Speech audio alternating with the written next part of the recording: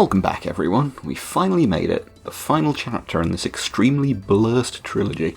This is the third part in the series, so if you're starting here you may be a little confused, but this is the story of pornography we're talking about, so if you simply don't care, I don't really blame you. However, if you've not seen the previous parts, here's a quick refresher. You play as Masato, a man born with no face and no refractory period. You're the head of a local shrine and live with your head shrine maiden, Yandere, childhood friend, and not blood-related older sister, male, along with your pet dog and shrine mascot, Hinawa. One day you accidentally wander into the wrong cave and free your great-great-grandmother and shrine goddess, male, Yui, who you are also the reincarnation of their husband and half of their soul that they hid in their child. Don't worry too much about it, I'm fairly sure it's not incest if it's 9 generations removed. The two of them then compete to see who can wring more semen out of you before deciding there's enough of you to go around. Hinawa does nothing and thus basically ends game 1. While the three of you honeymoon for a bit, the shrine gets overtaken by Yui's sister and fellow goddess, also male, Tamaki, who then slaps Yui with a powerful debuff and declares this a no-homo zone. Subaru, another shrine maiden, also turns up to break your kneecaps for not paying your union fees. Hinawa continues to do nothing. Tamaki and Subaru then fall victim to, being in a porn game, only to go a bit too hard, summoning Fluffy Cthulhu in the process. Oh, and it's also Hinawa. Wait, what? Now that you're caught up on story, let's talk gameplay.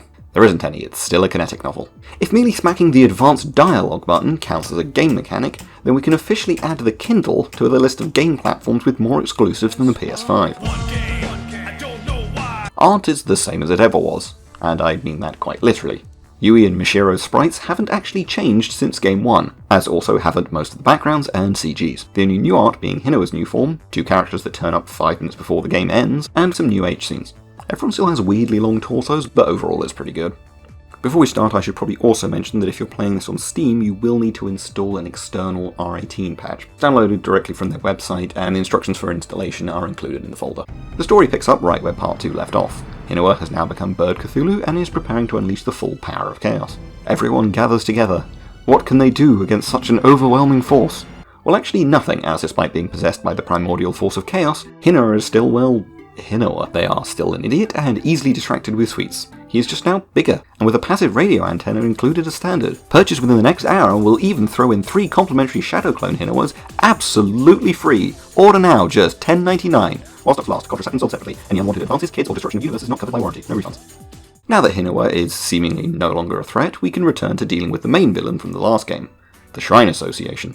After refusing to pay their extortionate union membership, they've now started sending the Frighteners round to teach you a lesson. This is not being helped by letting Hinawa man the phones. Okay, fuckity bye. But much like any customer service department, we're cripplingly understaffed. Yeah, take that, my actual job. Wait, Hinawa, what was that?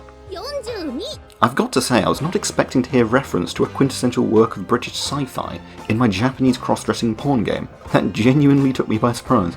Masato has somehow ended up with 4 trap wives all living together and somehow managing to not kill each other yet. So I guess that is approaching infinite improbability. Hinawa, as a god of chaos, misses when there was more discord.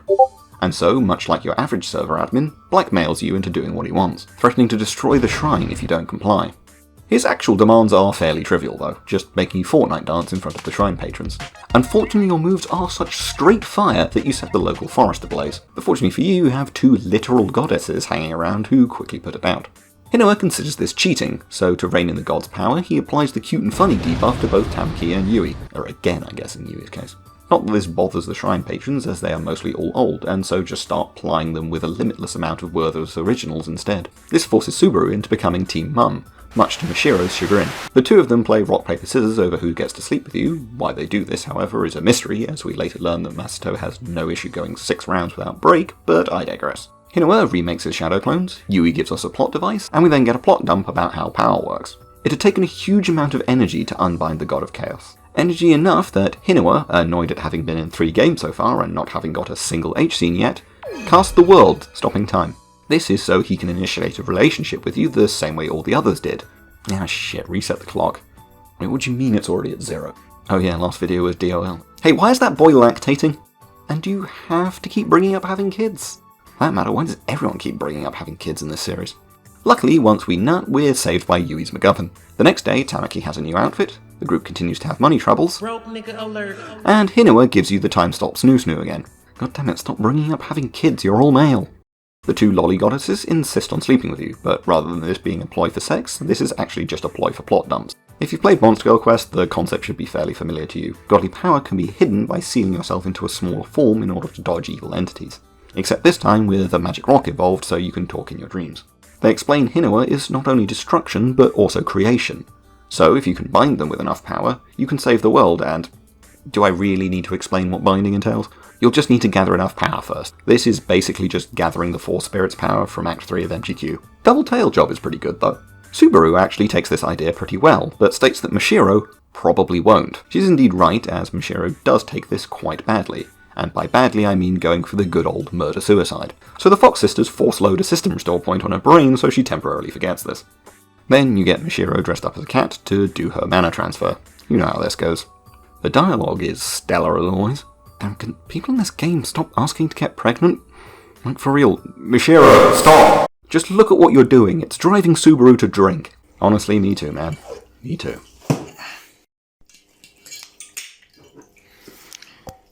Don't worry, you fuck them too, just with less mpreg references.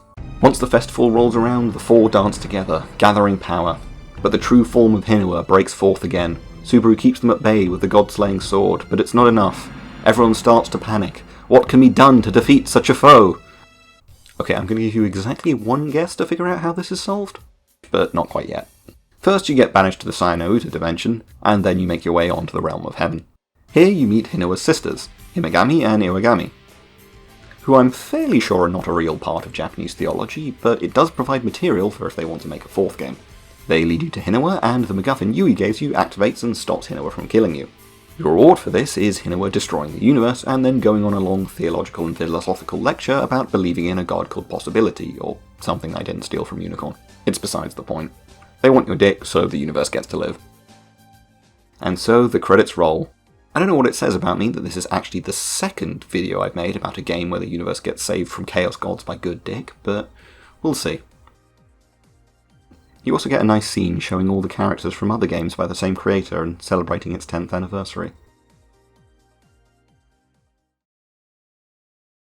Hey, wait, what's going on here? No. Oh no. Please, I know it was acknowledged as a thing, but did you really have to show it? Please, I'll take back what I said about the wonky art. I'll even stop bullying the foot fetishes, just don't make me play through mpreg. Fuck it. Down the hatch. And would you look at that, the video didn't even take 3 weeks to edit. Thank you for watching, and hello to all of you that joined from the DOL video. My aim was to make it to 200 by the end of the year, and you've somewhat obliterated that, so thank you. Next video is probably going to be a big one, so probably won't be till late December. Till then, I'm going to go drink dangerous amounts of alcohol to try and forget the ending of this game.